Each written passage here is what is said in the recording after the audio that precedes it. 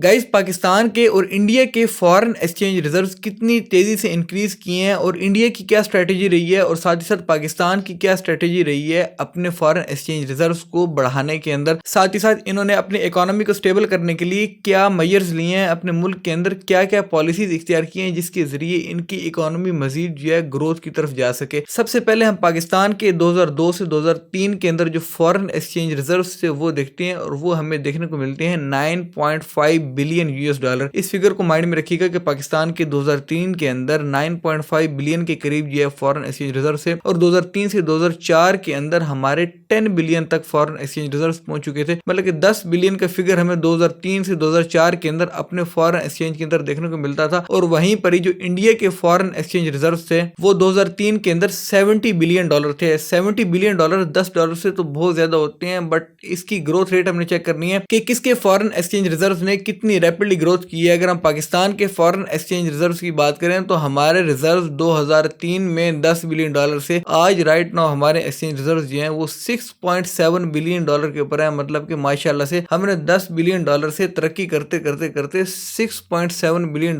तक की तरक्की इख्तियार कर ली है। और क्या ही कमाल की हमने तरक्की इख्तियार की है, इसको मैं आगे जाके एक्सप्लेन करता हूँ आपको मजीद कि क्यों इस किस्म की सिचुएशन पाकिस्तान के साथ राइट नाउ बन चुकी है। अब वहीं पर ही हम इंडिया के फॉरेन एक्सचेंज रिजर्व्स को देखें तो इंडिया के फॉरेन एक्सचेंज रिजर्व 70 बिलियन से 640 बिलियन को टच कर अब राइट नाउ वो 560 बिलियन US$ के ऊपर बैठे हैं। मतलब के $500 ट्रिलियन US$ से भी ऊपर जो उनके फॉरेन एक्सचेंज रिजर्व्स हैं वो पहुंच चुके हैं। इतनी बड़ी जो इंडिया ने रैपिड ग्रोथ हासिल की है उसके अंदर एक बहुत बड़ा चंक उनकी इंफॉर्मेशन टेक्नोलॉजी IT डिपार्टमेंट का है। जो उनके IT सेक्टर है उसने बहुत ज्यादा तेजी से ग्रूमिंग की है। अपनी इंडिया ने बहुत ज्यादा अपना फोकस किया था सॉफ्टवेयर इंडस्ट्री के ऊपर। वहां पर सॉफ्टवेयर डेवलपमेंट होगी, कॉल सेंटर्स हो गए। आपको international based call centres India या पाकिस्तान के अंदर मोस्टली 75% पूरी दुनिया के जितने भी कॉल सेंटर्स हैं जो कि आउटसोर्स हो गए हुए हैं वो या तो आपको पाकिस्तान में देखने को मिलेंगे या आपको इंडिया में देखने को मिलेंगे। अब इंडिया और पाकिस्तान का अगर आप कंपैरिजन करें,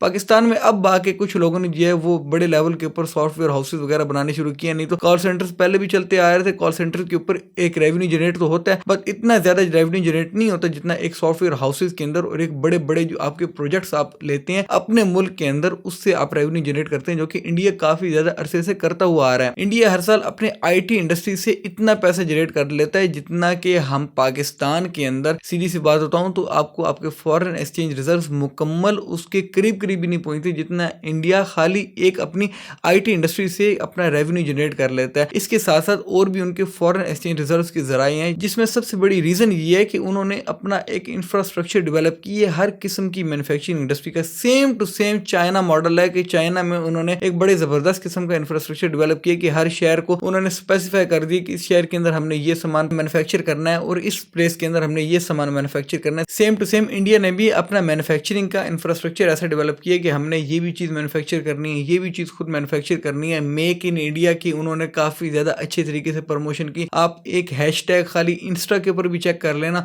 कि मेक इन इंडिया के ऊपर कितनी ज्यादा पोस्ट हुई है और मेक इन पाकिस्तान के ऊपर कितनी ज्यादा पोस्ट हुई है। तो वहीं से आपको थोड़ा सा अंदाजा हो जाएगा कि हम किस चीज की प्रमोशन करते हैं और उन्होंने अपने मुल्क के अंदर किस चीज की प्रमोशन को प्रायोरिटी दी और किस चीज की प्रमोशन को वो आगे लेकर चले। पाकिस्तान के अंदर सबसे बड़ी रीजन ये थी कि हमारे जो पॉलिटिकल डिफरेंसेस थे उनकी वजह से जोन से भी हमारे यहाँ पॉलिसी मेकर्स आते थे वो डिसीजन ये लेते थे कि जो कि करंट सिचुएशन के अंदर एक पॉपुलर डिसीजन होता था उनकी बल्ले बल्ले करवा देता था, बट वो लॉन्ग टर्म के अंदर कभी भी नहीं देखा जाता था कि वो लॉन्ग टर्म के अंदर हमें बेनिफिट देगा या हमें नुकसान प्रोवाइड करेगा। कई डिसीजन ऐसे होते हैं जो कि हमें शॉर्ट टर्म के अंदर बहुत ज्यादा चुभते हैं, हमारे लिए बहुत ज्यादा पूरे मुल्क के लिए एक तंगी का बास बनते हैं, बट वो लॉन्ग टर्म के अंदर इतने बड़े बड़े बेनिफिट्स देते हैं कि जो कि कोई अंदाजा भी नहीं लगा सकता। उसके अंदर सबसे बड़ी चीज ये है कि जब आप अपने इंफ्रास्ट्रक्चर को बिल्कुल कन्वर्ट करते हैं एक ट्रेडिंग बेस्ड इंफ्रास्ट्रक्चर से आप उठाकर अपने आप को मैन्युफैक्चरिंग बेस्ड इंफ्रास्ट्रक्चर के अंदर कन्वर्ट कर देते हैं और होम बेस्ड इंडस्ट्री को पॉपुलर करते हैं, ज्यादा से ज्यादा कोशिश करते हैं कि लोग अपने घरों के अंदर छोटी छोटी फैक्ट्रियां स्टार्ट करें और छोटी छोटी फैक्ट्रियों से वो फिर जाहिर बात है कि आगे उन्होंने खुद जाना होता है, लेकिन एक पाथवे जो है वो पॉलिसी मेकर्स का काम होता है प्रोवाइड करना, एक इंफ्रास्ट्रक्चर बना कर देना एक पॉलिसी मेकर का काम होता है। उसके आगे फिर उसको आगे लेकर चलना वो आपकी पॉपुलेशन का काम होता है और हमारी जितनी पॉपुलेशन है उसको एक तरफ से देखा जाए तो वो हमें लायबिलिटी नजर आती है, लेकिन दूसरी तरफ से देखा जाए तो वो एक एसेट भी है। काफी ज्यादा जो फॉरेन इन्वेस्टर होते हैं वो ये देखते हैं कि इस मुल्क के अंदर इतनी ज्यादा पॉपुलेशन है, मतलब कि इस मुल्क के अंदर इस बिजनेस का इतना ज्यादा पोटेंशियल है जिस पोटेंशियल तक हम पहुंच सकते हैं। अगर हम नहीं पहुंचते तो कोई और बंदा आकर उस पोटेंशियल तक पहुंच जाएगा। Same to same situation Pakistan की भी है कि इतनी बड़ी पॉपुलेशन को हम लायबिलिटी के तौर पर देखने के बजाय अगर हम इनको अपने एसेट के तौर पर देखें और इनको प्रोडक्टिव बनाएं तो हम कहां से कहां पहुंच जाएंगे। Well that's all for it. तो